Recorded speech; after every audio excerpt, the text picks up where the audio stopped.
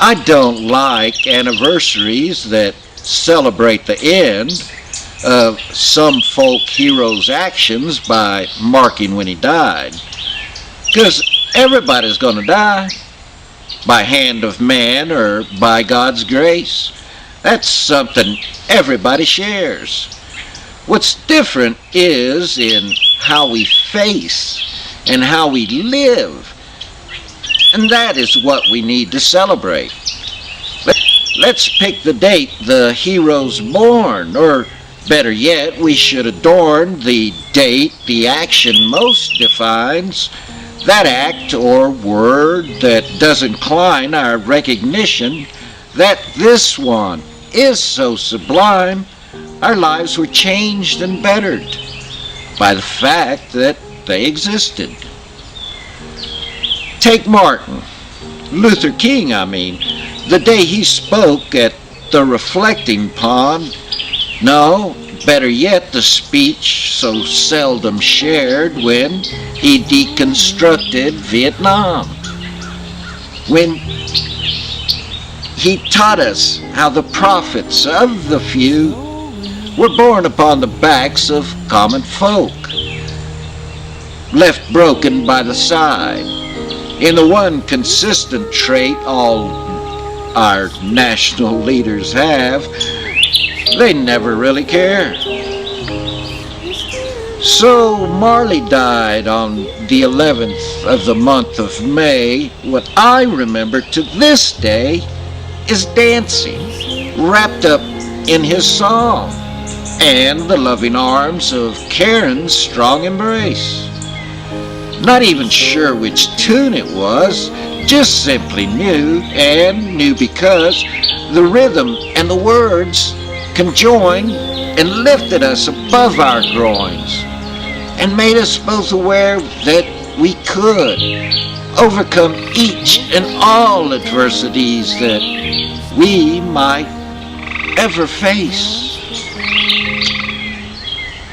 Now into the circle file. You buy groceries on credit.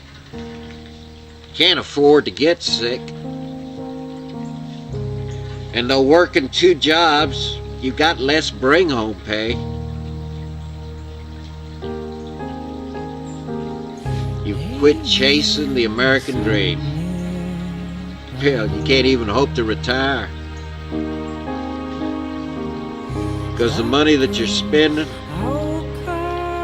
is worth less and less every day. So it's time to make an exception.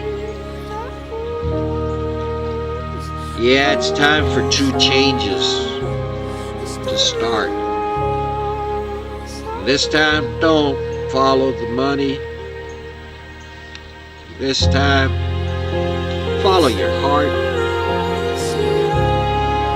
Because the rich in their ivory towers and in their gated and guarded estates, hey, they're working full time to ensure we're consumers, and that the crap that they feed us tastes great. The news, it's used to confuse us with fear, while commercials contrive to create greater debt. Our students are abused if they think out of sync, and 24/7 we are taught to forget. So it's time to make an exception. It is time for true changes to start. This time, don't follow the money. This time, follow your heart. It is time to embrace all your neighbors. It is time to quit buying the hate This time, don't believe in their sound bites. It is time to create your own fate.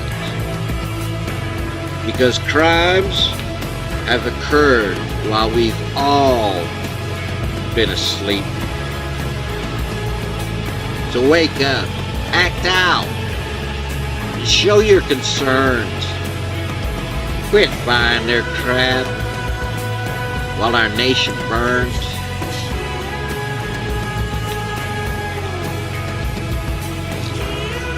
This time, let's make an exception and make some true changes. Start. I'm firmly convinced that our existence is not bound by our corporeal bodies. There is a spiritual aspect to our nature. Karma is a reality. And all that exists is interconnected with all that exists. Love is an actual force able to overcome farce, force, and fear, the three main weapons of the few sad, sick psychopaths whose only goals in life seem to be to control resources, property, and people. Texan, that's a frame of mind. Not the all hat, no cattle that defines the current White House resident. He's from Connecticut. Ivy League schools all the way. Private education. He never really acclimated here. He's never been more than another Yankee carpetbagger as far as I'm concerned. Around here, being a Texan means that you're a stand-up individual, quick to the aid of someone in need, firm in opposition to government intrusion, and resourceful in the husbandry of the land that nourishes you. Cyclist refers to the plethora of cycles I find everywhere I look. All my rants end up in a circle file, and if you ever worked in an office, you know exactly what that refers to. The life cycle we all experience: birth, life, giving life, death. The cycles of society, from slavery through resistance to freedom, to suppression, oppression, and slavery again. The cycle of the moon and the cycle of the seasons. The 11-year cycle of sunspots. And then there's the big one. The 26,000-year cycle when the sun and the earth line up with the center of our galaxy. As I sit and listen for the quiet inside, I feel my heart beat with the rhythm of life. No worries touch where my spirit resides. Undaunted, unfazed by anger or strife. Once I'm calm, at rest, then I'm able to see larger cycles and patterns. The ebb and the flow, tasting truth in the knowledge of we. Finding strength by beginning to know. There's a conflict that's engaging all human beings, and the future of life is at stake. Our decision between the better angels who sing or the demons all rides on the choices we make.